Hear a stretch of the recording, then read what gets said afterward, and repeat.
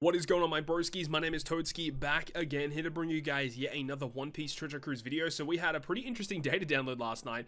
We knew that Luffy and Law were going to be super evolving in the upcoming Kizuna Clash, but we didn't really have a good idea as to what the upcoming Kizuna Clash was going to be about, and what the Kizuna banner was going to feature. But lo and behold, they decided to make the Kizuna essentially all themed around Dressrosa, considering Luffy and Law are receiving the Super Evolution. I guess this is like a celebration for the half Annie, so I guess it does make a bit of sense to make this one a little bit more hyped than usual. And I do believe this should be a Super Boss Kizuna as well, so there's a lot to go into this upcoming Kizuna Clash. So let's get into things. Let's start things off with like the least hype stuff, and then we'll get into the big one very shortly. So we have Bellamy here. Bellamy is a support rare recruit that will be featured on the banner. So he's a quick driven fighter. Captain, like, honestly, it doesn't really matter. We're just here to look at his, actually, hang on, what's going on here? He delays, reduces quick driven cooldown by 1, reduce crew's chain lock by 5, doubles quick and driven slot effects for 3 turns if 2 or more Don Quixote pirates, set defense to 0 that ignores immunity. Okay, interesting. You need to have the Don Quixote pirates, I suppose, but defense through immunity, like defense down to 0 through immunity, is very rare, and seeing it on a random support rare recruit actually could be kind of useful. His support effect attaches to any Don Quixote pirate, and it says if you use the special, changes character slot into G and reduces defense up by 3, and if you hit 2 perfects in the turn that you use the special, allows color affinity to be buffed 2 times in the next turn. Okay, that effect kind of sucks, but the 3-turn defense up is like the best thing there. That's really, really good. So nothing really too crazy with Bellamy. We have Corazon featured here as a Kizuna rare recruit character. Quick cerebral driven. Captain ability, I'm not even going to look at because we don't really care.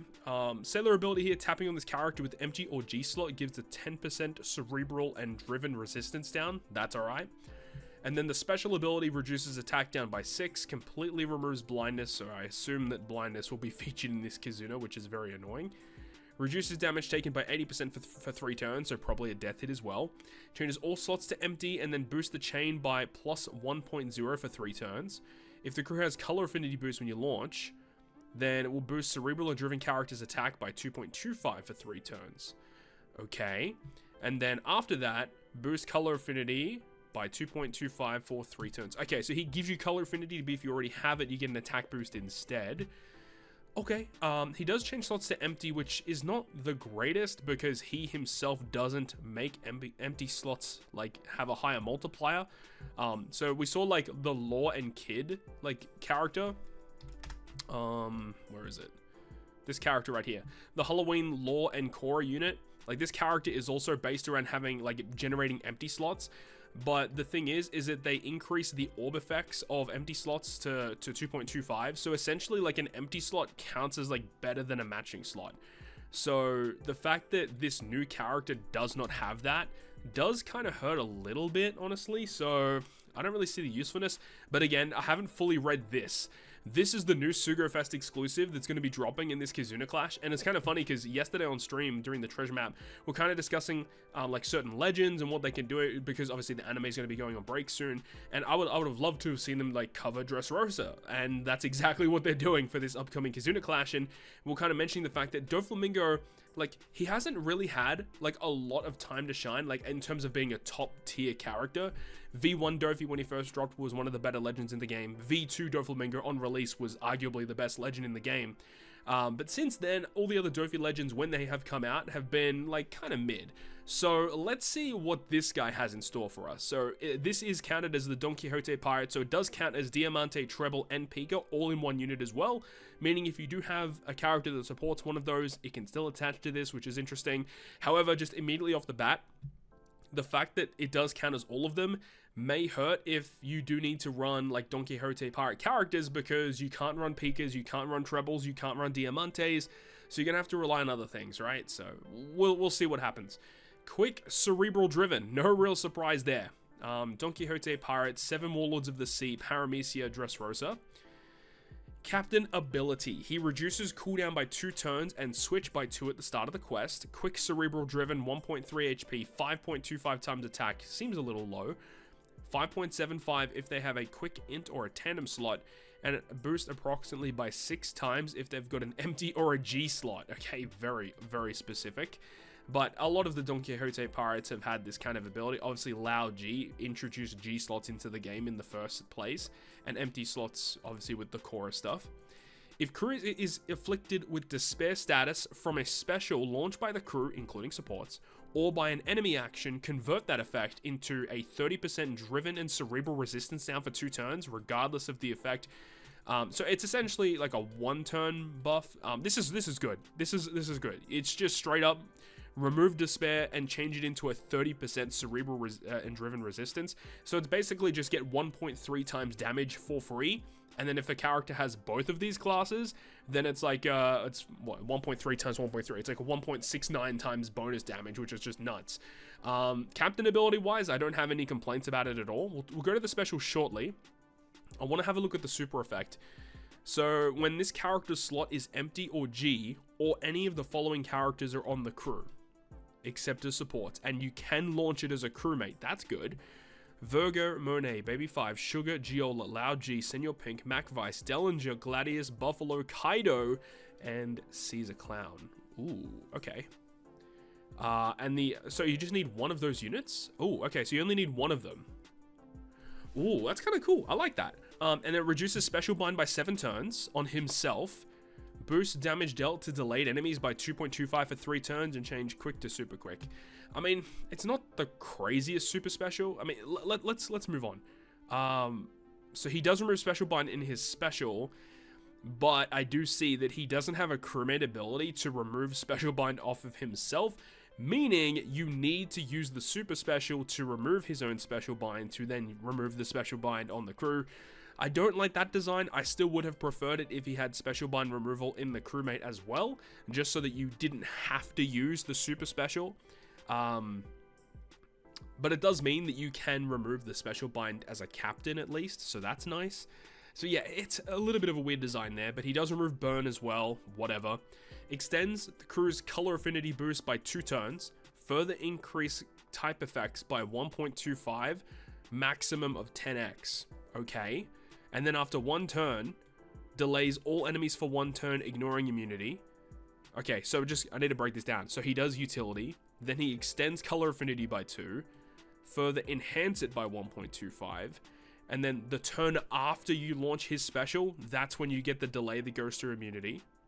Okay, and extend the duration of crew's attack based on damage reduction effect by 2 turns. So if you somehow have that effect activated, you get 2 additional turns of it. So far, this is a very strange special. If the crew has an attack based on damage reduction effect when the special is launched, boost cerebral and driven characters' base attack by 1500 for 3 turns. Okay, so if you have damage reduction based attack, extend it by 2, and if you already have it, you will also get 1500 base attack. If the captain is cerebral or driven, boosts cerebral and driven characters' attack based on damage reduction for 3 turns. So it becomes 80% damage reduction equates to 1.8. So we know that the core had 80% damage reduction, so that's okay. This is a pretty typical looking damage reduction base attack boost, and it lasts for 3 turns. And then after that, boosts cerebral and driven characters' attack based on damage reduction effect applied to the crew. Okay, this is so confusing. Okay, so it's I understand. So what it's saying is that if you have a cerebral or a driven captain, so essentially if you have a cerebral or driven captain, the damage reduction based attack boost will last for 3 turns. If you don't have a cerebral driven captain, it's just a 1-turn buff. But in order to get the most out of him, you need to have essentially 2 specials launched. He doesn't have double special, does he? That'd be crazy. He does have the sail, so he does have fear reduction, but he doesn't have the special bind removal on himself. That's weird. Special use limit and damage reduction, damage limit break. Okay, whatever. What are his crewmate abilities again?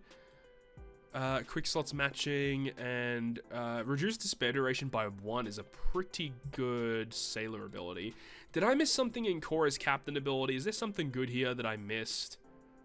No, not really. Okay. So Don Quixote pirates are a very strange legend. I feel like they may be setting us up for like potentially other characters that may come out in the future that are going to work with him. I think at the moment, I'm not the biggest fan of the design of his kit. I mean, I like the captain ability. I don't really have too many issues with that. Crewmate abilities are fine. It's just the special is very bizarre.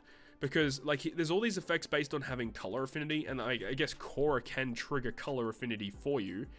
If you have color affinity, you get an attack boost. And then it says after that, you get color affinity. So, meaning if you're using Cora in this sense, the 2.25 times color affinity boost is multiplied by 1.25, becoming 2.81.